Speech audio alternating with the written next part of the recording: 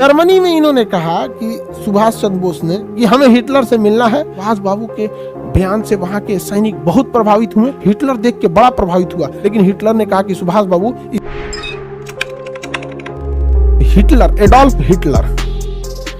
Adolf Hitler और सुभाष बाबू,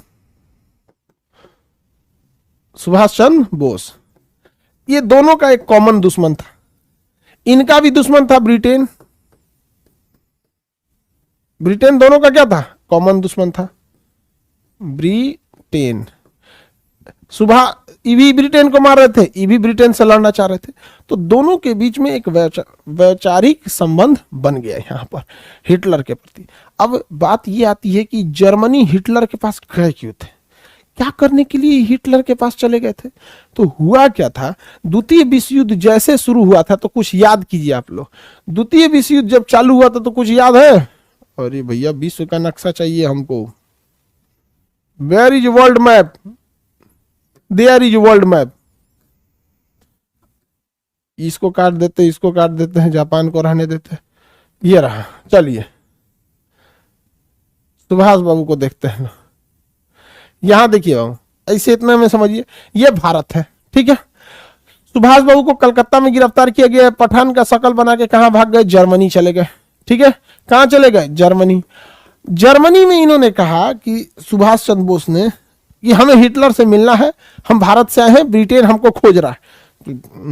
Hitler के staff सब ने कहा ठीक है, बैठिए बैठिए। आके एक आदमी हाथ मिलाया, hello Subhash babu, I am Hitler. Subhash Chandra Bose ने कुछ रिस्पॉन्स ही नहीं किया, कहा ठीक है बैठो बैठो, यहाँ हिटलर है। आप हिटलर का सहम शकल आया था, उसका तो वैल्यू नहीं दिया। फिर एक आदमी आया, हिटलर का शकल लेके टिम टाम टहला डोला। सुभाष बाबू का दूर तो हिटलर नहीं है, चल गया। आधा घंटा बाद हिटलर ओरिजिनल आया। कहा यार सुभाष बाबू, आप पहचाने कैसे हमको? सुभाष बाबू ने कहा था कि कौन हीरा असली है और कौन हीरा नकली है, ये जौहरी यानी सोनार को बहुत अच्छे से पता होता है, इसलिए हमें सिखाना नहीं पड़ेगा। हिटलर पहले ही मुलाकात में फिर हो गया, यार ये इंडिया वाले सब बड़ी खतरनाक होता है, तो यार बड़ा खतरनाक बात बोलता है। तब हिटलर ने कहा था, अब पता चलता है आप पर क्यों भड़काऊ भाषण देने का आरोप लगा था। सुभाष बाबू बहुत बेहतरीन थे, बहुत बेहतरीन। सुभाष चंद्र बोस ने, हिटलर ने कहा अच्छा बताइए हम आपकी किस तरह से मदद कर सकते हैं? तो कहा कि सुभाष चंद्र बोस ने कहा कि इस तरह से मदद मांगेंगे ना तो इसको लगेगा कि ये बहुत ऊंचा आदमी है। कहा कि सर मदद नहीं चाहिए, आप भी चाहते हैं कि ब्रिटेन हारे, हम भी चाहते हैं कि ब्रिटेन हारे।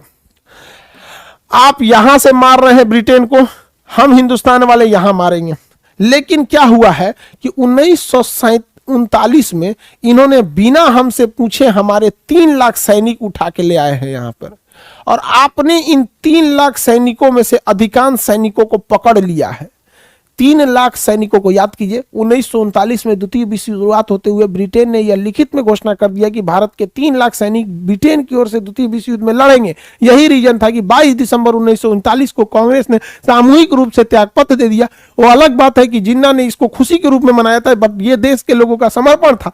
सुभाष चंद्र बोस ने कहा था कि बिना हमसे परमिशन लाया गया था उन सैनिकों को, और वो सैनिक मजबूरी में लड़ रहे हैं, इन सैनिकों को हमें दे दीजिए, हम इन्हें आपने जो बंधक बनाया है हम इन्हें दे दीजिए, हम इन्हें लेके जाएंगे भारत में वापस, इन्हें लेके जाएंगे भारत में वापस, और यहां अंग्रेजों से लड़ेंगे, हम इन्हें वापस ले जाएंगे। तो हिटलर ने कहा कि अरे भाई साहब, अगर हम इन सैनिकों को दे दें, आप वापस भारत में ले जाएं, और ये सैनिक वापस अंग्रेजों के दबाव में आके हमसे बार बार लड़ते चले, तो ये तो हो गया गोल गोल चक्री। उधर से वो भेजेगा, हम पकड़ेंगे, आपको देंगे, आप भारत में ले जाएंगे। कहा कि महाराज ऐसा कभी नहीं हो सकता है, चलिए हम आपको विश्वास दिलाते हैं।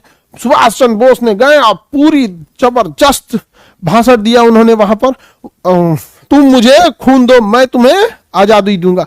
सुभाष बाबू के बयान से वहां के सैनिक बहुत प्रभावित हुए और कहें कि सुभाष बाबू आप आगे बढ़िए, हम आजादी दिलाएंगे भारतीयों को, हम देश को आजाद कराएंगे। पूरे सैनिकों का जोश जज्बात एकदम ऊंचाइयों पे पहुंच गया। हिटलर देख के बड़ा प्रभावित हुआ, लेकिन हिटलर ने कहा कि सुभाष बाबू इन सैनिकों में एक गड़बड़ी है, इनको अच्छे हथियार नहीं दिए गए हैं, अच्छी ट्रेनिंग नहीं दी गई है, सैनिकों में तो कोई दिक्कत नहीं है। इसलिए एक हिटलर ने भी कहा था कि भारतीय सैनिक, गोरखा तो भारत में भी रहते हैं, तो अगर मुझे भारतीय सैनिक अर्थात गोरखा जवान जो थे अगर मिल जाए तो पूरी दुनिया पे मैं राज कर सकता हूं। तो ये उन्होंने, उनका वक्तव्य था।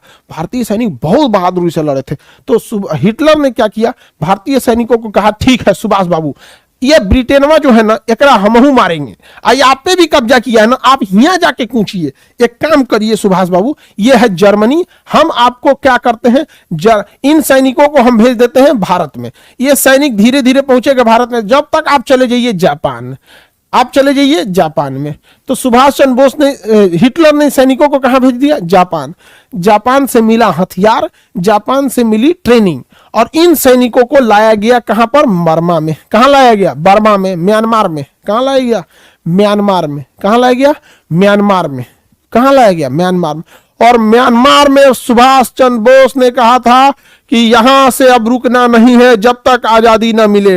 हर सैनिक एक सांस में बोले दिल्ली चलो। सारे सैनिकों ने बोला कि भाड़ में जाए ससुरा म्यांमार, हम लोग को यहां रुकना नहीं है। मणिपुर राज्य में दस्तक देकर सुभाष चंद्र बोस तनी सा बोलते तो सैनिक कोकरों से आगे निकल जाता था। सब समझ में आ गया कि नहीं। सुभाष चंद्र बोस मणिपुर में दस्तक देकर कहा था भारतीय सैनिकों ने कि हमारी कदम भारत मां की दहलीज पर पड़ गई है।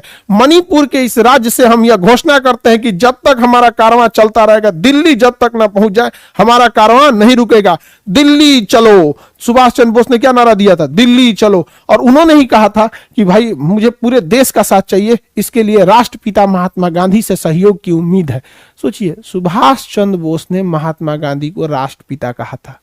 सुभाष चंद्र बोस ने, समझ में आ गया कि नहीं, सुभाष बाबू ने ऐसे कहा था। ठीक है, भारतीय सैनिक का एकदम जोश जज्बा उफान पर आ गया। तो सुभाष बाबू का योगदान तो समझ में आ गया आप